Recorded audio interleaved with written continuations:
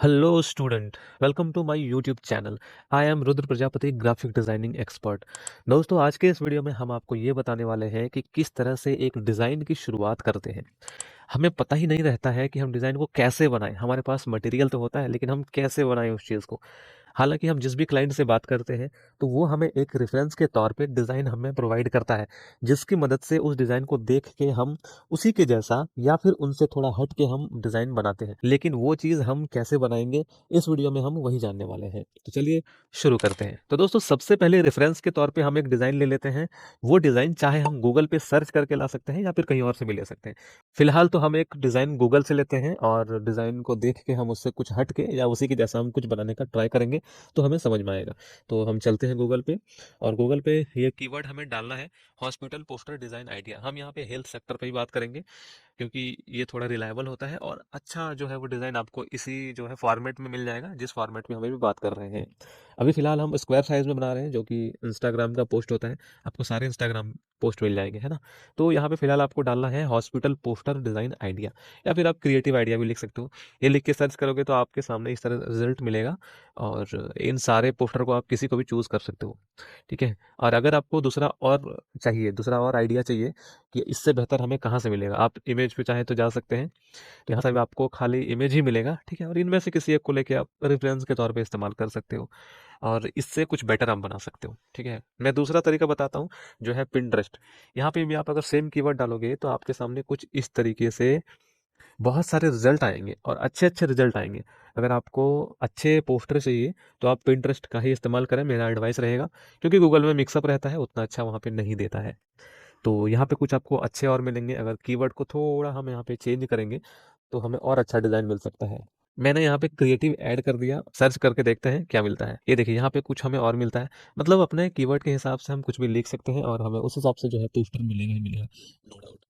तो हम यहाँ पे एक पोस्टर को पिकअप कर लेते हैं और उसके हिसाब से हम बनाते हैं। अब मान के चलते हैं इस पोस्टर को, ठीक है। इस पोस्टर के आधार पे हम एक डिज़ाइन बनाएंगे जो कि देखने में थोड़ा इससे हटके लगेगा। ऐसे ही रेफरेंस रेडी करेंगे लेकिन इससे थोड़ा डिफरेंट बनाएंगे। तो इस फोटो को हम क्या करेंगे, यहाँ से डाउनलोड कर लेंगे। ये फोटो हमारा डाउनलोड हो गया।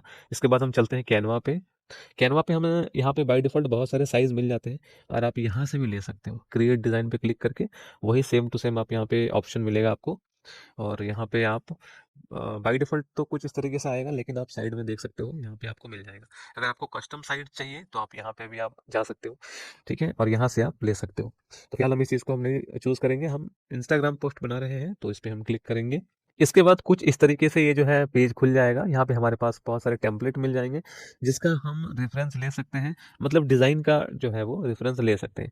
तो मैंने तो यहाँ से नहीं लेना है क्योंकि यहाँ पे जो है टेम्पलेट इंग्लिश में है। हमारे पास जो कंटेंट है वो कहीं कभी कभी हिंदी में भी होता है, लेकिन उस आधार पे नहीं यहाँ पे मिलेगा जो हमें चाहिए। तो मैंने जो आपको रिकमेंड किया आप वही यूज़ कीजिए तो बेहतर रहेगा। यहाँ पे हमें वो पोस्टर अपलोड करना है जो हमने पिंटरेस्ट से डाउनलोड किया था। डाउनलोड सेक्शन में हम जाके इसको हम अपलोड करेंगे। ये कुछ इस तरह से ये अपलोड हो जाएगा। इसको हम जैसे ही क्लिक करेंगे यहाँ पे ये आ गया। इस पे हम क्लिक करेंगे राइट और यहाँ पे सेट एज बैकग्राउंड करेंगे तो पूरे में ये सेट हो जाएगा। अगर हमें इसको जूम करना है तो या तो ये यहाँ से हम जूम कर सकते हैं या फिर कीबोर्ड से कंट्रोल लेके माउस का व्हील अगर हम घुमाएंगे तो इस तरह से ये जूम आउट जूम इन होगा। इसके बाद हमें इसका कॉपी बनाना है तो हम क्या करेंगे, इस पे एक बार क्लिक करेंगे और इसका ट्रांसपेरेंसी जो है थोड़ा कम कर लेंगे जिससे हमें डिज़ाइन करने में आसानी होगी। तो इतना कम करने के बाद हम इसमें डिज़ाइन करना शुरू करते हैं। सबसे पहले यहाँ पे हमें रेक्टेंगल लेना है। तो यहाँ एलिमेंट में आएंगे और एलिमेंट में आने के बाद यहाँ पे हम आर टाइप करेंगे। हम जैसे ही आर टाइप करेंगे रेक्टेंगल का हमारे पास जो है वो ऑप्शन आ चुका है।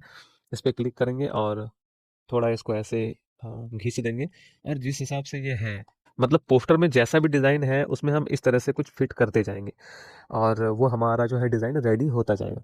तो कुछ इस तरह से हम जो है रेक्टेंगल को फिट कर देंगे और इसका कलर हम चेंज कर देते हैं चूंकि कलर इसका जो है ब्लू है, ठीक है।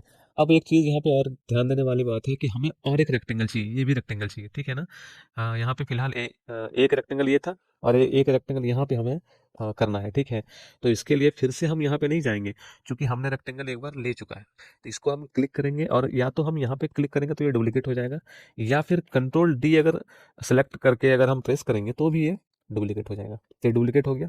अब इस पे या तो इसको हम यहाँ पे रोटेट कर देंगे। रोटेट करने में थोड़ी प्रॉब्लम होती है तो इसको हम बैक आके हम इसके जो विड्थ है ना, उसको हम कम कर देंगे और इसका जो लेंथ है उसका हम बढ़ा देंगे, ये कुछ इस तरीके से।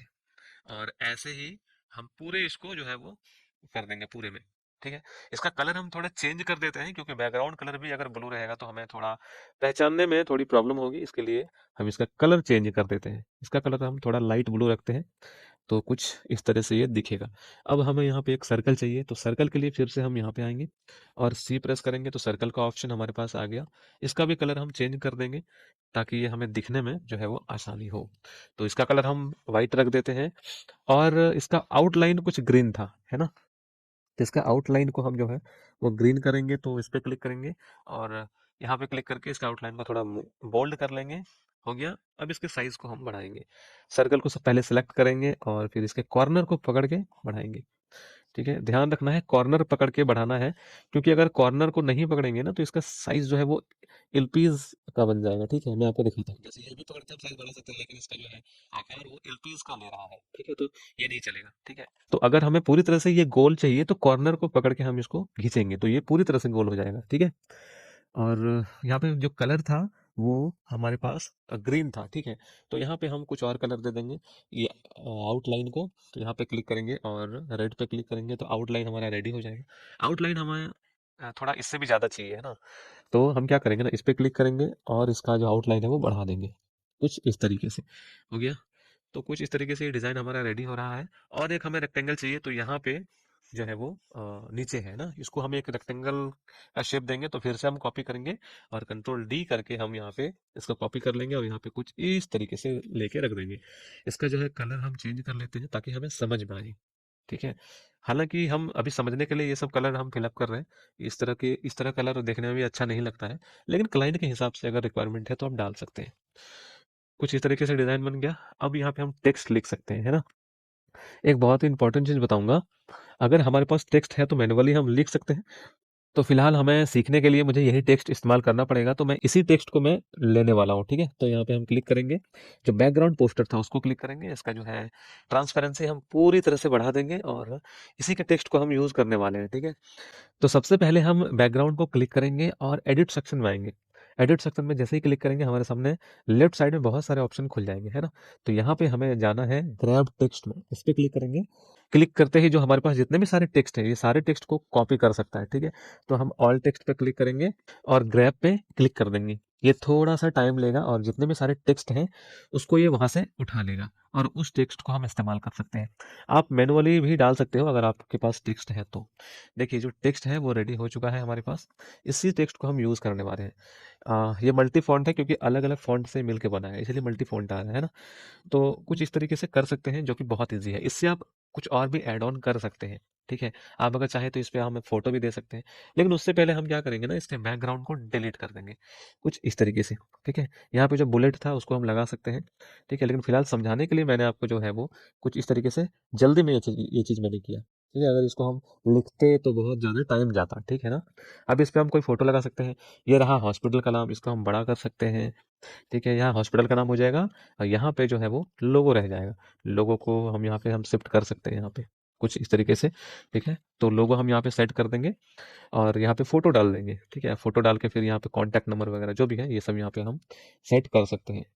तो बहुत ही ईज़ी है और कैनवा में आप इस तरीके से बहुत आसान तरीके से किसी भी फ़ोटो को रेफ़रेंस के तौर पे लेके एक अच्छा सा डिज़ाइन बना सकते हो और उससे कुछ बेहतर बना सकते हो।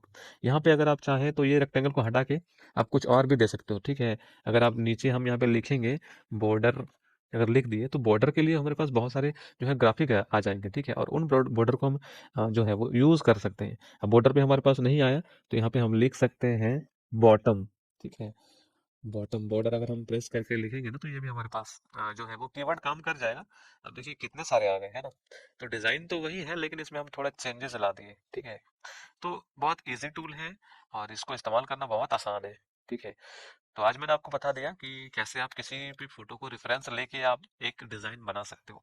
आशा करता हूँ आपको समझ आ गया होगा। मिलते हैं आपसे किसी और एक नई वीडियो में, तब तक के लिए thank you so much and good bye.